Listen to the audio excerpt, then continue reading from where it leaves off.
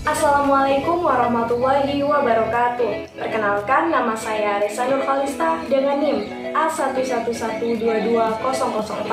Saya dari kelas A, Program Studi Bahasa dan Sastra Indonesia Universitas Tadulako.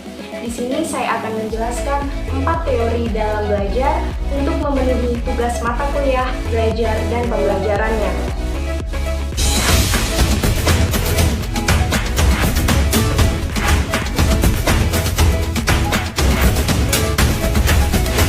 Pertama, teori belajar behavioristik. Teori belajar behavioristik adalah teori belajar yang mengedepankan perubahan perilaku siswa sebagai hasil dari pengalaman. Terjadinya perubahan tingkah laku siswa ini diakibatkan oleh adanya interaksi antara stimulus dan respon. Contohnya yaitu ketika guru memberikan studi kasus kepada murid, secara tidak langsung guru telah memberikan stimulus. Kemudian, ketika murid mendengar dan berpikir apa yang telah disampaikan oleh guru, artinya murid tersebut telah merespon stimulus yang diberikan oleh guru tadi. Kemudian, faktor apa saja yang penting dalam aliran behavioristik? Teori ini mengutamakan pengukuran, sebab pengukuran merupakan suatu hal yang penting untuk melihat terjadi tidaknya perubahan tingkah laku. Kemudian yang kedua, faktor lain yang dianggap penting yaitu oleh aliran behavioristik adalah faktor penguatan atau reinforcement. Penguatan adalah apa saja yang dapat memperkuat timbulnya respon tadi. Kemudian contoh kasus aliran behavioristik yang pertama yaitu adanya sistem poin ketika siswa melakukan pelanggaran terhadap aturan-aturan di sekolah. Misalnya ketika murid memainkan HP pada saat jam pembelajaran dimulai, guru dapat memberikan sanksi kepada murid tersebut. Kemudian yang kedua yaitu siswa yang malas mengerjakan tugasnya.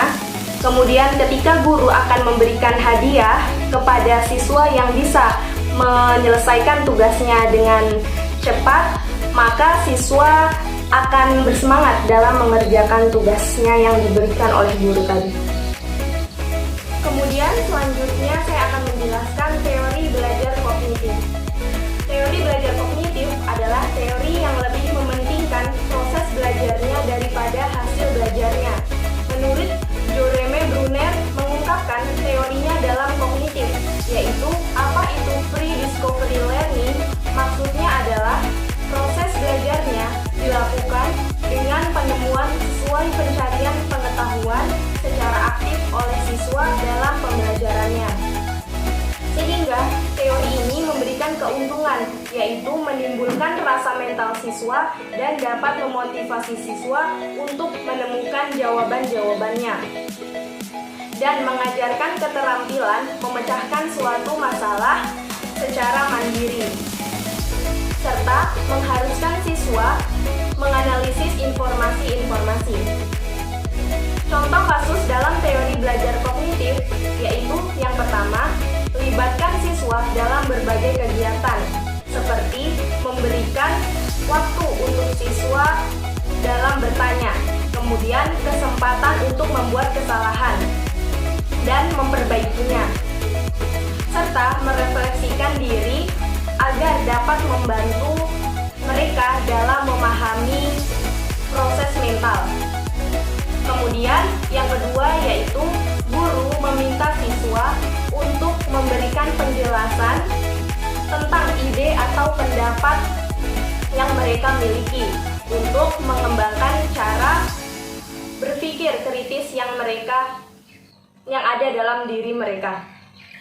Kemudian selanjutnya saya akan menjelaskan teori belajar sosial. Teori belajar sosial adalah suatu proses tingkah laku di mana kita mengamati bahkan meniru suatu pola perilaku orang lain atau masyarakat yang awalnya tidak tahu menjadi tahu. Teori belajar sosial menurut Albert Bandura menyatakan bahwa faktor sosial dan kognitif memainkan peran penting dalam pembelajaran. Asumsi dasar dari teori ini yaitu sebagian besar tingkah laku individu diperoleh dari hasil belajar melalui pengamatan atas tingkah laku yang ditampilkan oleh individu lain yang menjadi model. Contoh kasus teori belajar sosial yaitu yang pertama, ketika seseorang anak memperhatikan perilaku orang tuanya setiap hari seperti pergi ke kantor, menjalankan hobinya seperti memancing, atau menolong orang lain yang membutuhkan, anak tersebut kemungkinan dapat meniru perilaku-perilaku positif dari orang tuanya. Kemudian yang kedua, jika diberikan hadiah atau dihargai oleh orang tuanya, maka mereka dapat lebih semangat untuk mengulangi perilaku baik yang ditiru dari kedua orang tuanya tersebut. Selanjutnya yang terakhir yaitu teori belajar konstruktivisme.